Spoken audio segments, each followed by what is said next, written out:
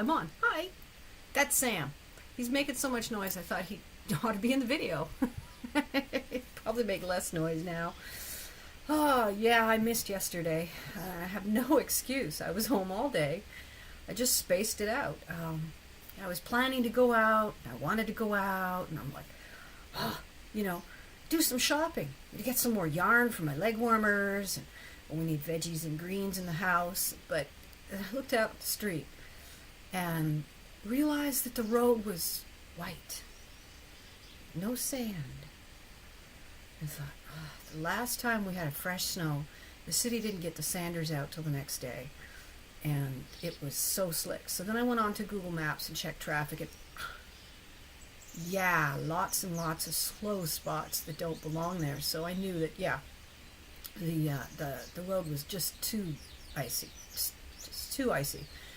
And so I went, okay, because, I don't really want to go out at 20 below anyway. It's freaking cold out there. So today I have to go because we're all out of melons and cauliflowers for this dude. And grapes. And we're out of bunny greens. I think I got one day left tonight. And we're out of eggs because I tried to make lemon pie. Oh my God. I was bragging on my lemon pie, so I wound up with the worst lemon pie I've ever made. It's got a texture that reminds me of grade school erasers, only more chewable. Flavor's good, and the meringue came out like that thick. So I'll have to figure out what I did wrong.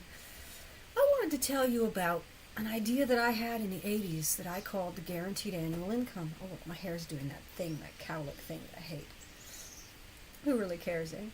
But I had this idea in the 80s that I called a guaranteed annual income. I was sitting down doing my income tax, and at the time my income was low enough that I always wound up calculating it in the middle. I made less than the default deductible for a person in Canada, and so they say, if it goes into the negative, just write zero. And I thought, well, what if I actually calculated into the negative and you sent me the difference?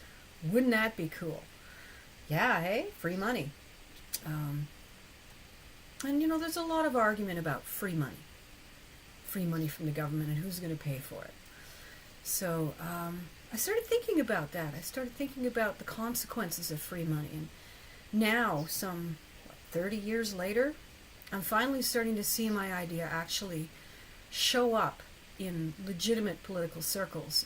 I just did a survey for Ontario. No, I don't live there, but I participated and pretended I lived there because I really, really like the idea. They're calling it basic income.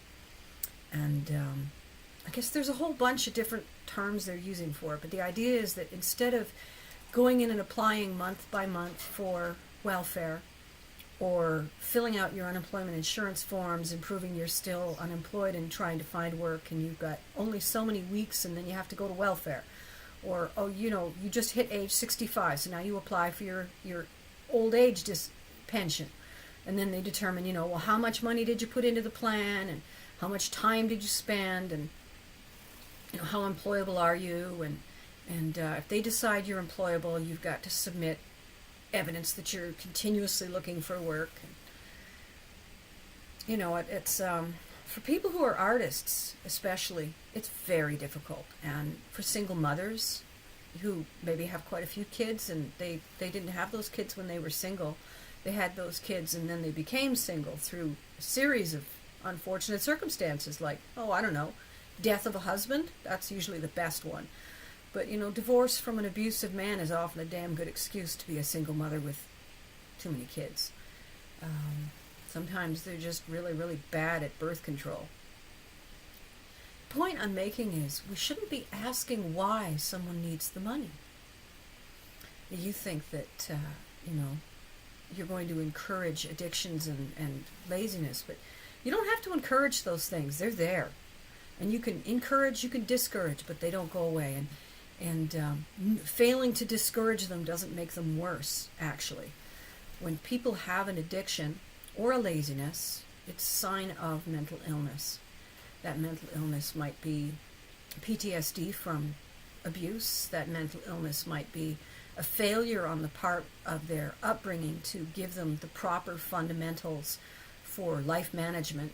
They call it executive function, when you that ability to keep track of the details on a larger picture, and remember to get your bills paid on time and your rent paid on time, and still have money left over for groceries or something. The ability to recognize that you should be spending the money on apples, not chocolate, that kind of thing. Kind of fits under the heading of executive function. Some people simply don't have it, and it can be taught. Some people can't learn it, I think, because we're all different and we all have different issues. And for some of us, the issue is life management skills. I never had that issue. My husband has it. Now, I can make up for that for him. That's one of my roles in his life, is to help make the difference with his management skills. So, we all have different skills and abilities. He's a darn good flooring installer, but he's not real good at life management. So for him, marrying someone who's good at life management and has no work skills, no ability to earn money. I have a lot of work skills. I just can't earn money. An example is I'm a really good house painter, but I can't convince other people of that. They look at me and something I'm doing or saying wrong. And I can't get any information from anybody in the field about how much I ought to be charging, so I don't even know what the price is supposed to be. I just look at it and go, well, how much is my time worth to me? I'll do it for this much. And sometimes they're like, oh, that's too much money. And other times they're like, okay. And I'm thinking, I just undersold myself. And most of the time I undersell because I want the work, So with a guaranteed annual income, all of a sudden I could just do that work for free because I've got an income and it's sufficient to live on. And you could give me whatever you have to offer. So it opens up a barter economy that spreads its beneficence through the community. All of a sudden it's not such a big deal to work a part-time job and volunteer for your favorite cause, or to work a job for free because it is your favorite cause. It's not a big deal to tell your abusive boss to go take a flying leap off a short pier, off a tall building or whatever, like, screw this job, I'm out of here. I don't need it, because guaranteed annual income makes sure that I'm not going to be homeless and starving in 6 months' time when my savings runs out, or my unemployment insurance runs out, or the welfare agent decides that I've sucked enough off the public teats, or whatever the reason is that you wind up with nothing. So we can see the benefits to the person who gets the guaranteed annual income, but what are the benefits to society, you might be saying? Well, the benefits to society are that you have a whole lot of people who no longer have to scramble. They are mentally healthier, they are physically healthier, and they are more free to give their talents that they have, regardless of whether anyone's willing to pay them for it. It's like, I make cool stuff, but nobody wants to pay me for it. I made these amazing boxes, for example. I calculate based on material and time input that this box is worth around $300 to $600, depending on whether I get minimum wage or living wage for this box. Do you think anyone was ever willing to pay me $300 for one of my boxes? Heck, they weren't willing to pay $60. They weren't willing to pay more than $5. And there's like $30 or $40 worth of material in each one of these boxes. I kid you not. Between the price of the filament and the price of the nail polish and the layers of thickness that I put into it, even before my time is covered. And these boxes, from sending the print to the printer and having a finished product, take me up to 3 days to make. And yet, it's only worth $5 because you can get something like it, not like this, but you can get a little plastic box from China for $5. Injection molded and assembly line processed, and boom, boom, boom. So I couldn't sell my boxes. I'm just giving them away now. They make great presents. People really like them. They just don't want to pay for them. So there's an example of can't earn money. And not for trying, And how about knitting? Have you ever priced out hand-knitted objects, and yet you value them? Wouldn't you love to have a hand-knit pure wool sweater? Especially right now, this time of year. He would. And he doesn't even need them. He's got a down jacket 24/7. He's like that. He's interactive. So now all of a sudden a person could be knitting for the cost of materials. You buy them the wool you want it out of, and then they give you the sweater. And you say, thank you. And then you give them something you have. You know, it's like, I happen to bake really great cookies. Here's a dozen cookies. Here's 2 dozen cookies. That sweater was so amazing. You can have 2 dozen cookies a week for life. Or whatever. You know what I'm saying. So society benefits from a guaranteed annual income because a whole lot of artists and creative people and caring people, people who volunteer, people who go out and shovel the whole block's worth of sidewalks, they now have the time to do that. It's not cutting into their work time at their minimum wage job that barely leaves them enough time and energy to feed themselves, get their clothing clean, to show up presentable at work the next day. Is that really a life? Like, what are you living for if your entire life is wrapped around going to a job you hate? Why are you even alive? We're talking suicidal excuses here. There's no reason to live if that's all there is to life, except you're hoping one day that it'll be better. And I've known enough people who, they got old like that, waiting for the day that it's going to get better.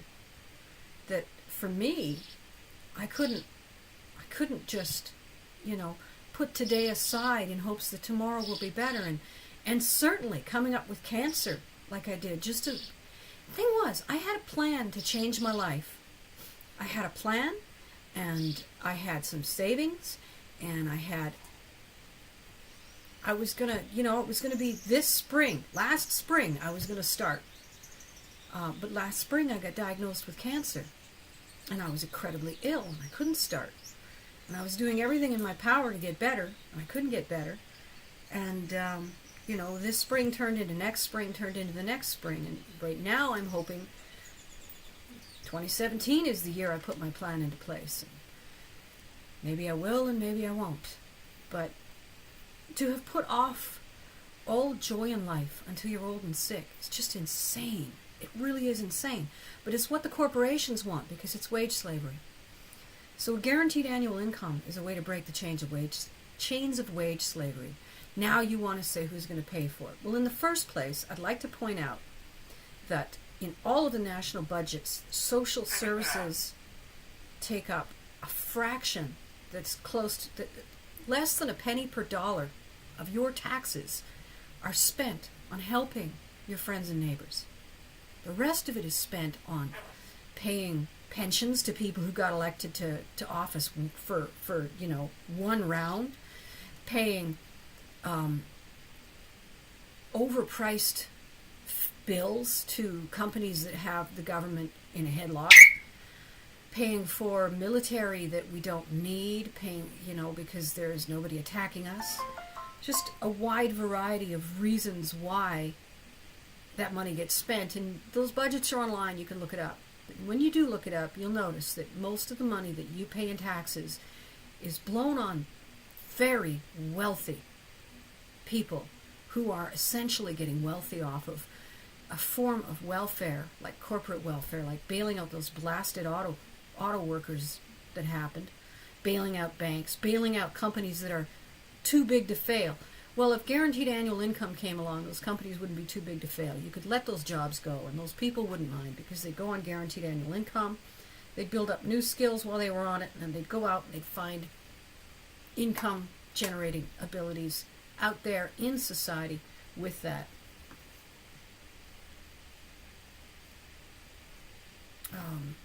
Yeah, great. I have to get a hold of someone. I'm going to pause this. Right, so... yeah, no, I have someone coming over to do Reiki, and he can't make it when he said he would, and he needed to hear back from me immediately to know if he can come by later, which I said no. So guaranteed annual income, where does the money come from? You just change the tax structure. There is enough money there. There really is. The cost of supporting people on a decent living wage, it's been shown, it's been proven, it's been applied in practice in a number of countries. And you no longer have to go with guesses and assumptions as to how much money's there. The money's there. In fact, Bernie Sanders himself did a breakdown of where the money would come from and how the money could be procured. The money's out there. And it's not coming out of your pocket. It's coming out of Trump's pocket. Oh, he's not going to like it. It's coming out of the pockets of people who use money as points in a game rather than a tool to help them get by in life. They've got so much money that they're done with their bucket list. And now for them it's all about the numbers on the bank account, the numbers on the assessment. It's got nothing to do with need and nothing to do with want and everything to do with it's a pissing contest. It's just a pissing contest between millionaires at that point. Who needs that much? Nobody needs that much. And there are plenty of millionaires who are being incredibly charitable and incredibly generous and still living high off the hog. And they themselves agree, yeah, they'd be okay with paying more taxes. And then there's those who feel like tax is just a grab and there's no amount of taxes they're happy with. I think of Whoopi Goldberg. In fact, I lost a lot of respect for her when I realized she's utterly against paying income tax. Doing as well as she is, she's against income tax. And I'm like, oh, come on, lady. You used to be poor. You knew what it was like. You've forgotten. But never mind. I'm not going to rag on Whoopi Goldberg all day. She's a wonderful lady and very intelligent. She's very funny. She's very intelligent. She's just got some things a little skewed. And in fact, I think if she felt like her taxes were going to something more useful, like the guaranteed income, and that she could see in her community the benefits of it, she'd probably have a different attitude about it. She's probably sick and tired of spending money on Lockheed Martin and their overpriced jets. And, boy, isn't Trump interesting? I mean, all of a sudden he's kicking Lockheed Martin out of the feed trough. And I'm like, I can't figure out where that guy wants to go because he's been all over the map and nothing he says is real. And then he does combinations of things that are both horrific and puzzlingly beneficial. So all I'm doing is sitting back and watching that one. So a guaranteed annual income would free up you and me so that we could more effectively direct our skills and our energy to a better world. It would be affordable because the money is there. It would not promote laziness. It would not promote drug addiction. Those things are symptoms of a deeper problem. They are not something in and of themselves. Addiction and laziness are not character flaws in the way that you think of it. A lazy person is a person who has absolutely no motivation. But it doesn't take much to motivate them. Money doesn't motivate them, but praise does, and it doesn't take much to get them going productive. You take a lazy person, you stick perhaps a paintbrush in their hand, and you tell them that you really love their work, and you get a whole bunch of people to stand around and take their work home. All of a sudden that person starts working very hard. Or you show them an old person who needs a housekeeping. All of a sudden that person's willing to clean house. Their own house may be a dirt sty, but they're willing to go all out for this little old lady who really actually needs their help. So laziness is a motivation issue. It's not solved by shame. It's not solved by poverty. It's not solved by desperation. It's solved by praise and approval. Drug addiction, kind of the same. A little worse because they get physically addicted, and then you've got medical issues to deal with as well as the psychological issues that made them so miserable that hitting themselves on the head with a hammer actually seemed like a good idea, which is about what a lot of those substances make you feel like. I've known glue sniffers, and I couldn't understand why on earth anybody would want to feel that way, because I have worked in close confined spaces with fumey paints, and man, what a nasty headache. Yeah, it's really awful. I can't imagine why you'd call that being high, except you must be really miserable if feeling like someone's been hitting you on the head with a hammer is an improvement. That was when I first realized that addiction is not a disease but a symptom. And you can read a book called Chasing the Scream by Johann Hari if you want to understand that a little better. It does a great job. But my 20 minutes are up, so for me, whoops, I'm sorry, Sam, I just hit his cage with my elbow. So I'm picking up this little guy for me, Sam, and Timmy. See you later.